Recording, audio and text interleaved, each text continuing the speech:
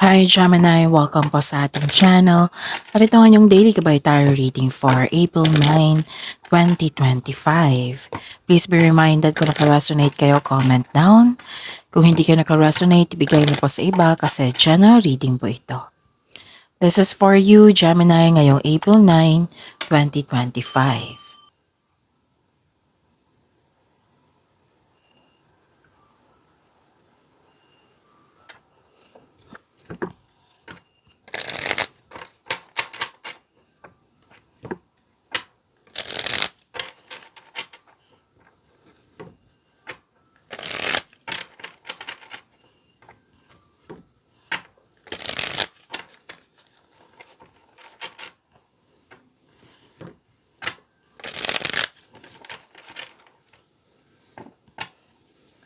Para po ito sa inyo, Gemini, ngayong April 9, 2025.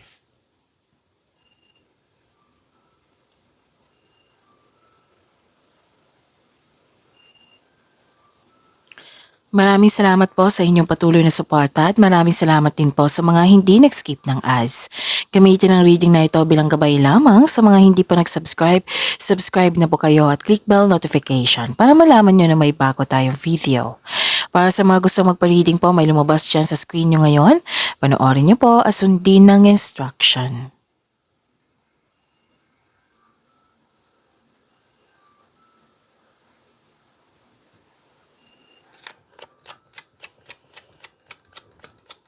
Spirits Guide, mga ganap po para kay Gemini ngayong April 9, 2025 ay need 3 cards po.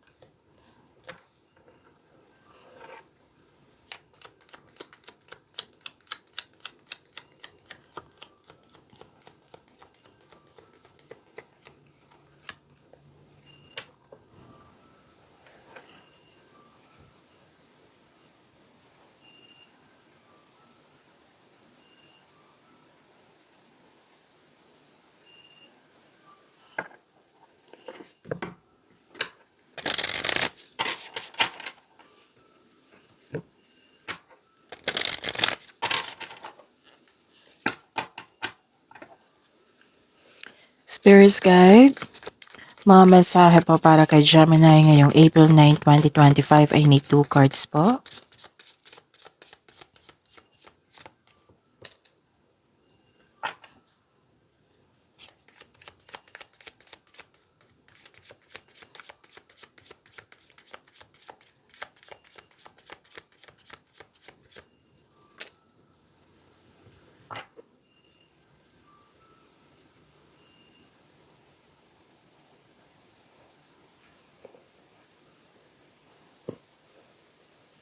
Ngayong April 9, 2025 para po kay Gemini. Pwedeng lumabas ito kahapon sa inyo regarding sa new beginning. At sabi ko sa inyo kung may naulit, so give attention, solusyon at aksyon kung maaari po. May nakita ko new beginning dito, bagong simula, pwedeng bagong koneksyon sa isang tao, kakapasok lang ng relasyon, kakasimula sa trabaho, sa negosyo, sa proyekto, basta may bagong simula. At may nakita akong concern dito sa immature na tao. Oo, pwedeng humihingi ng atensyon ang iyong inner child sa iyo or literal na bata na humihingi siya ng time sa iyo. And may mahirap kausap dito or nagkaroon na kayo ng loss of connection ng taong ito or sobra siyang stricto. At may delay ako nakikita dito. Pwedeng hinihintay mo ito, naiinip ka kasi lumabas pa rin dito yung delay.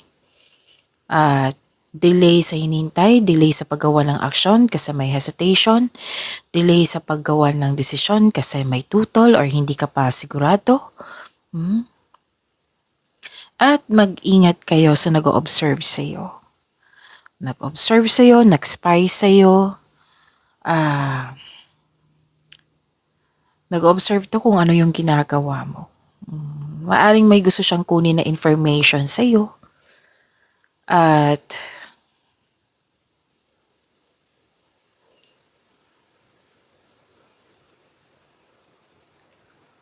nakita ko na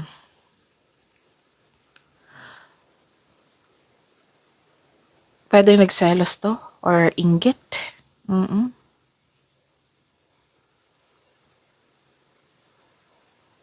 Basta mag-ingat kayo sa kanya kasi posibleng malapit to sa'yo kasi may nakita ko ditong mahilig magmanipula or may gusto siyang kunin sa'yo. Whether opportunity, information, or bagay. Kung gusto nyo malaman kung sino po ito, then ask your intuition para siguradong sigurado.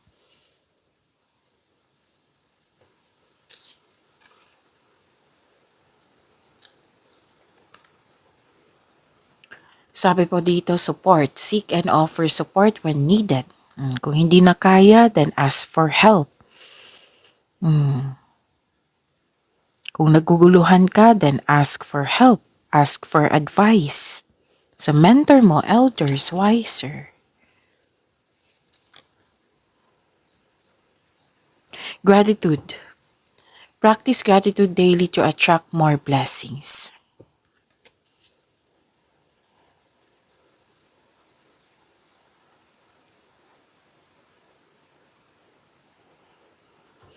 Spirits guide, ano po yung energy ni Gemini ngayong April 9, 2025? I need 2 cards po.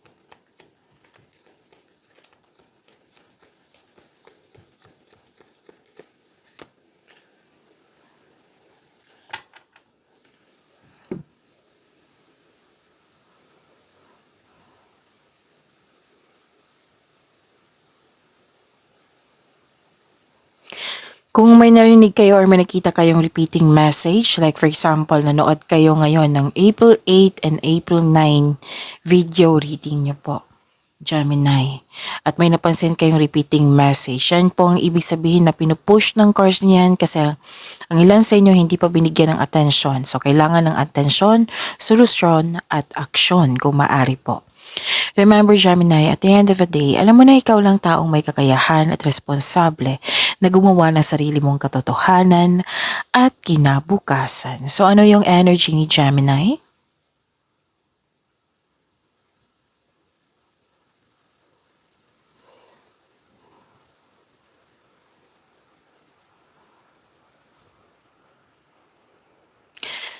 Okay. Na-burn out kayo dito or nagkaroon ng lack of self-confidence.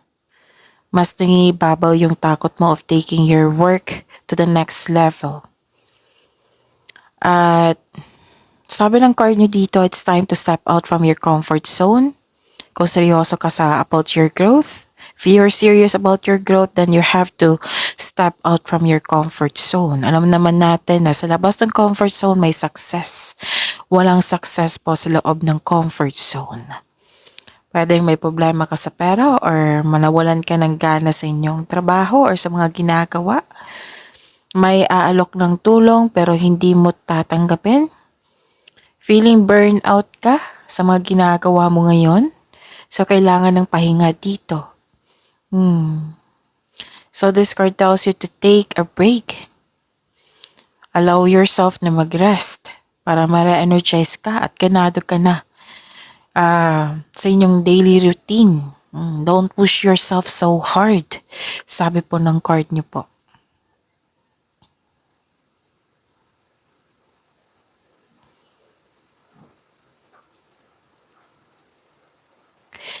At may nakita ko ditong hesitation. Ito na yung sinabi ko kanina sa inyo sa oracle cards nyo na may nakita kong hesitation na nagkaroon ka ng hesitation, na nagkaroon ng, hindi ka makagawa ng action kasi nagkaroon ng hesitation. Yan yung isa sa nag-cause na nag-delay. Kasi may delay concern dito na lumabas sa oracle cards nyo, sa tarot cards nyo po. Disappointed ka, you felt defeated. You felt defeated kasi nagkaroon ng delay. Delay sa hinintay mo or delay sa yung nagkaroon ng hesitation para gawin o agawan aksyon ng iyong mga plano or proyekto. Marahil naghahanap ka ng timing o nabigo ka na noon. So don't hesitate too long. Kasi for example, it might be may timeline or may oras itong opportunity na ito mo, 'di ba? Baka mawala yan. So, kailangan yung bigyan ng oras. Don't hesitate too long. Baka mawala sayang naman. So, yun. Ang ilan sa inyo, 'di ba? May concern sa comfort zone. Ang ilan sa inyo ayaw niyong umalis sa comfort zone. So, kailangan ng confidence dito. Dalawang card mismo nag-advise dito na kailangan nyo maging confident at magkaroon ng mahabang pasensya. Alamin mo din kung ano yung pumipigil sa iyo para mabigyan mo ng solusyon. Let's say, for example, nahihirapan kang step out kasi gustong-gusto mo yung comfort zone. O yan yung hanapan mo ng solusyon. Bakit ba pinipigilan ako or bakit ba nahihirapan akong lumabas sa comfort zone ko? Kasi nasanay ka na. It might be comfortable kasama yung mga kasamahan mo dyan. Alam mo na yung dapat gawin. Pero sa paglabas ng comfort zone, may growth May growth, expansion, lalo na yung success. So kung seryoso ka sa pagkakaroon ng growth, then you have to move out. You have to step out from your comfort zone. Take risk. We need to move out from our comfort zone. Success starts with every challenge, not from the comfort zone.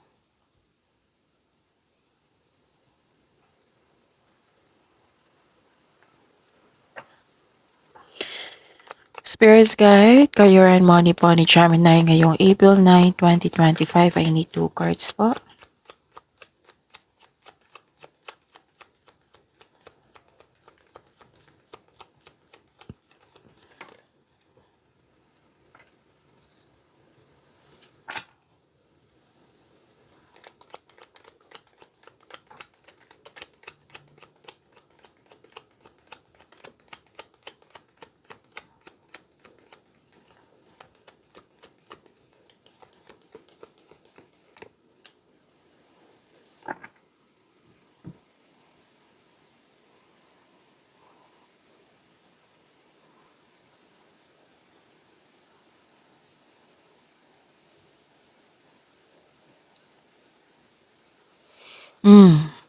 Dalawang card na mismo nagsabi dito na you felt defeated.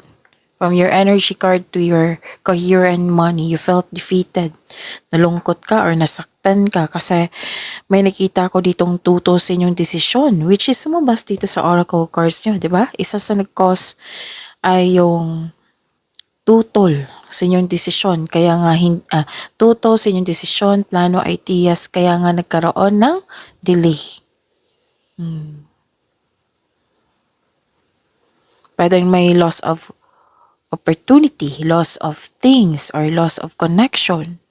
Kasi may nakikita kong loss dito. Like for example, loss of money. O pwedeng nawala, kinuha, na-damage, ninakaw, or nagasta. So kailangan ng pag-iingat. Check your money now, check your work. Oo. May ilan nagkaroon ng pag-aaway or hindi nagkaroon ng hindi nagkaroon ng pagkakaintindihan. Oo, hindi kayo nagkaroon ng pagkakaunawaan. Hindi nagkasundo. Or hindi ka na komportable sa ginagawa mo sa lugar mo ngayon. Oo, it might be hindi ka komportable. Sabi ng card nyo dito, you must process the loss and allow yourself na i-heal kung gusto mo nang mag-move forward into a new direction. Kasi mahirap Mahirap pag magstay ka sa nararamdaman mong sadness, pain na hindi mo siya i-workout, na hindi mo siya i-process. Ang bigat niyan. So, ano yung dapat gawin? Move forward. Accept the fact na nangyari ito at kunin mo yung learning sa mga nangyari kasi every challenge is my learnings, right? Oo, kunin mo yung wisdom message sa mga nangyari. May matutunan ka niyan para aware ka na hindi na siya mangyayari sa susunod or kung mangyari man, alam mo na yung tamang gawin. Allow yourself na magkaroon ng healing. Kung gusto mo mag-move forward into a new direction. Actually, may nakita ko dito na after mo mag-move forward, magkakaroon siya ng collaboration, teamwork, pwede din may taong magbibigay ng tulong sa iyo. Pwede din expansion ito sa inyong career and money.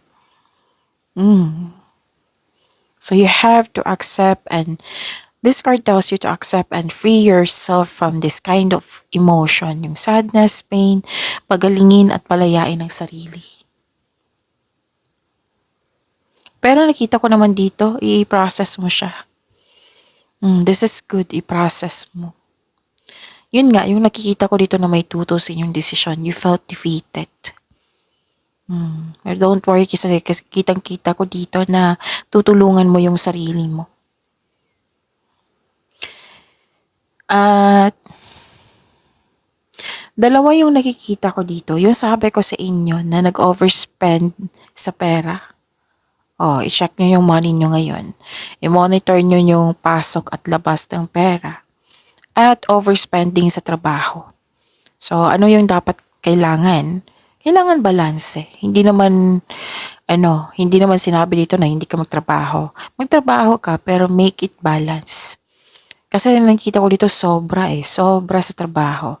Wala na masyadong time for relaxation which is sumabas din dito sa oracle cards nyo. Oracle cards, what I meant is sa energy cards nyo, di ba? Sabi ko sa inyo, kung may repeating message, give attention, solution, action, kung maaari po.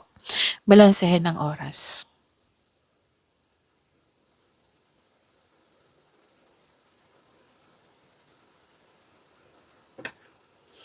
Spirits guide.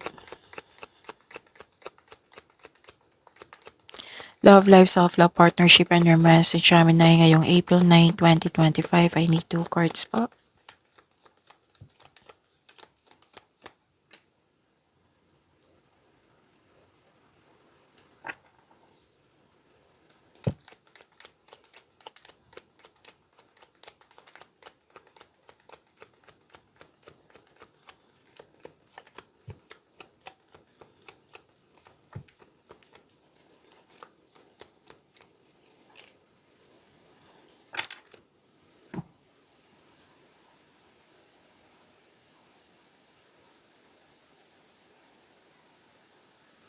Maraming salamat po sa patuloy na tiwala at suporta sa ating channel.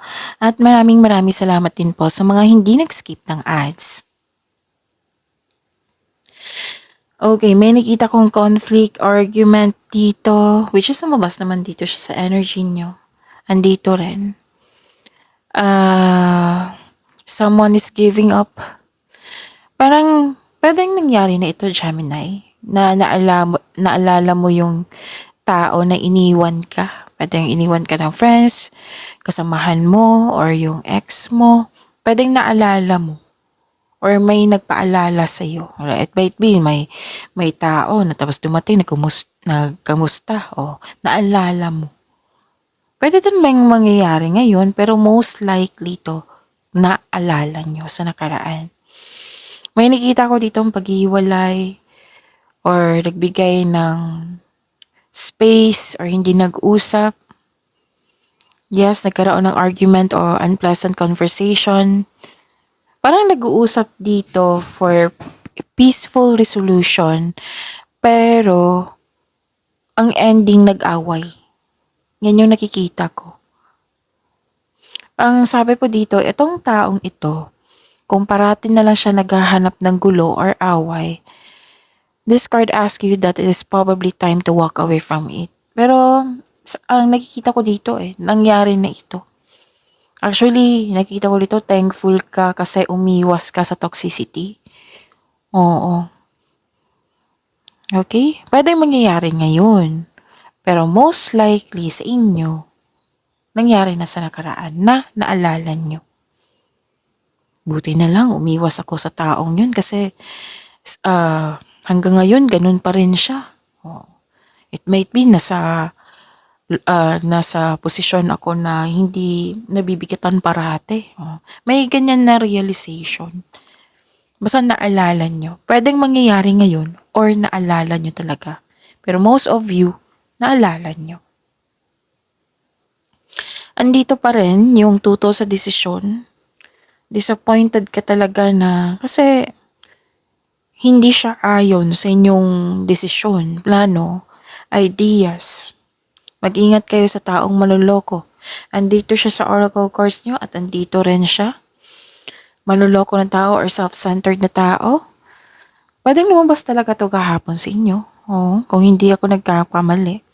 May toxic dito na tao. Yung sabi ko kanina sa inyo sa oracle reading nyo, lumabas sa tarot reading nyo na mahirap kausap.